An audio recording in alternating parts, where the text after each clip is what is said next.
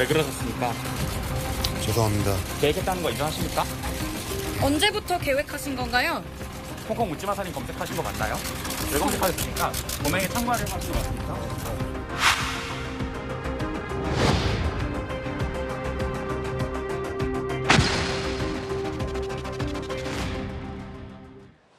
자, 지금부터는 배상훈 프로파일러 모시고 함께 얘기 나눠보겠습니다. 안녕하십니까? 안녕하세요. 네.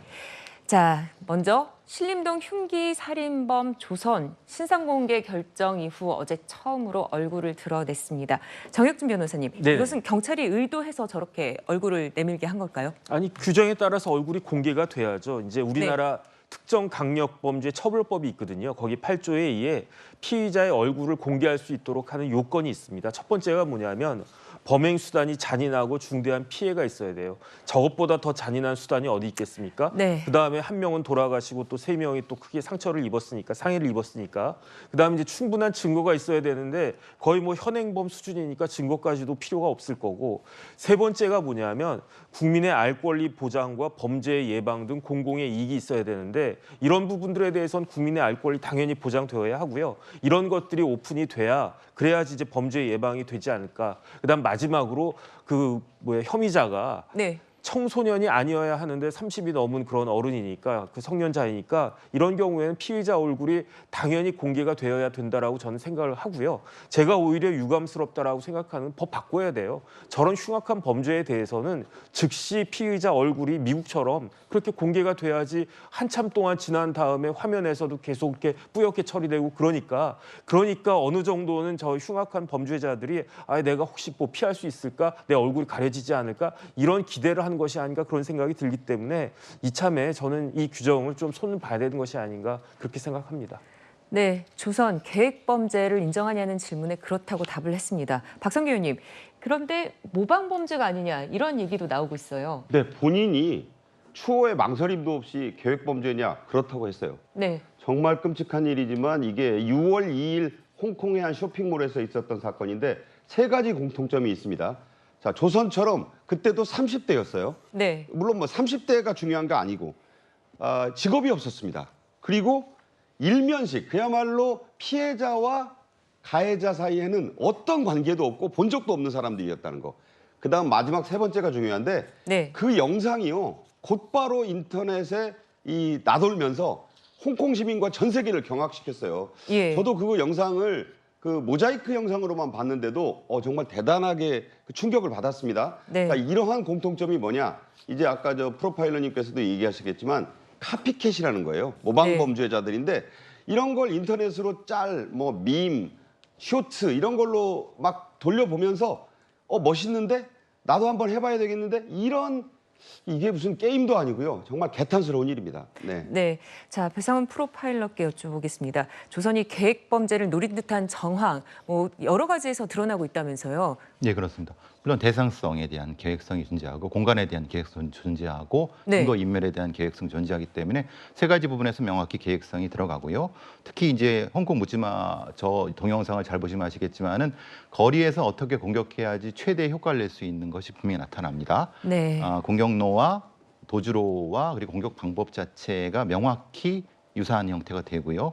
그리고 가장 문제는 아까 위원님 말씀하신 것처럼 저 영상이 어떻게 소비되는지, 그러니까 그 범인이 어떻게 사이버 공간에서 소위 말하는 범죄적 추앙을 받는지가 이 조선한테 대단히 큰 각성을 줬을 가능성이 높습니다. 그러니까 범죄적 네. 각성 때문에 예. 바로 그것이 결국은 계획성과 연결되는 매우 위험한 단계의 계획성인 거죠.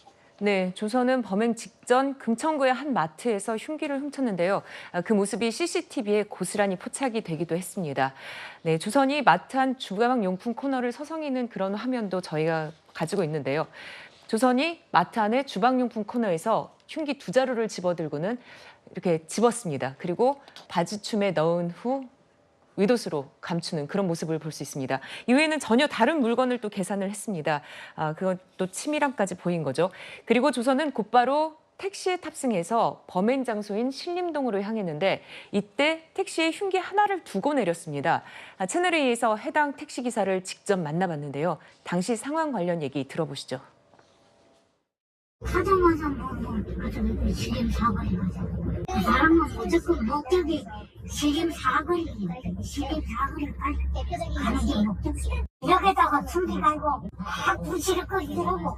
그래서 이렇게 쳐다보니까 앞에 보고 안전운행 하라고 딱 보이더라고. 설라거리는데 막 문을 열어서 벌써 막 삐삐삐삐 소리가 나는데 쳐다보니까 막 도망가서 인도 쪽으로 뛰가더라고. 갔는데 밟으니까 그 보니까 그게 그 칼 껍데기가 있고 그랬더라고. 저 보니까 칼도 있고 껍데기가 있고. 네, 택시 요금도 내지 않고 도망간 조선. 자, 배상훈 프로파일러님, 왜 택시에 흉기 한 자루를 두고 내렸을까요? 그 마트에서 흉기를 고르는 모습 보시면은 좀 이상한 점을 발견하실 겁니다. 한쪽 네. 손에서 이 길이를 재고 있는 걸 잘 보시면 저 지금 좀 네, 보이시죠? 예. 길이를 재는 건가요?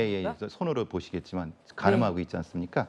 지금 이제 홍콩의 그 범인하고 비슷한 유형과 이런 형태의 예비적 각성이 있는 범죄자들은 굉장히 흥분된 상태에서 저 절도가 진행이 됩니다. 그러니까 네. 그 상태에서 택시에서 본인의 어떤 범죄적 시뮬레이션을 진행을 한 다음에 어느 것이 가장 효과적일까를 생각한 다음에 나머지는 버리고 갔을 거나 아니면은 흥분된 상태에서 떨어뜨렸을 가능성.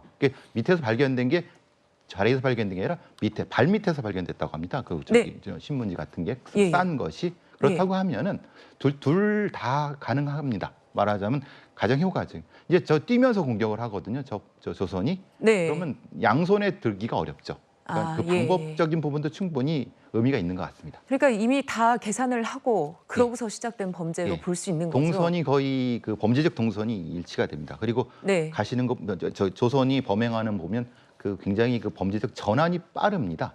가장 그 잔혹한 부분인데요. 그걸 보면은 계획성이 굉장히 수준이 높다고 볼 수 있죠. 네, 이렇게 너무나도 잔혹했던 이번 사건, 검찰은 전담 수사팀까지 꾸렸습니다.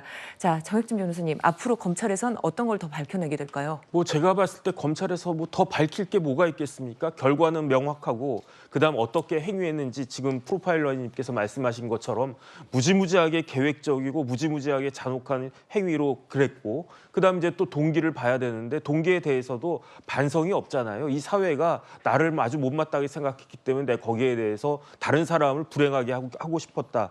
그 뭐 동기나 행위나 결과나 너무 이제 그 문제가 많기 때문에 제가 봤을 때 지금 해야 될 것은 검찰은 공소 유지를 잘해서 조선에게 가장 강력한 처벌이 내려질 수 있도록 그렇게 재판 준비 잘하는 것이 제일 중요한 것이 아닌가 싶습니다. 네.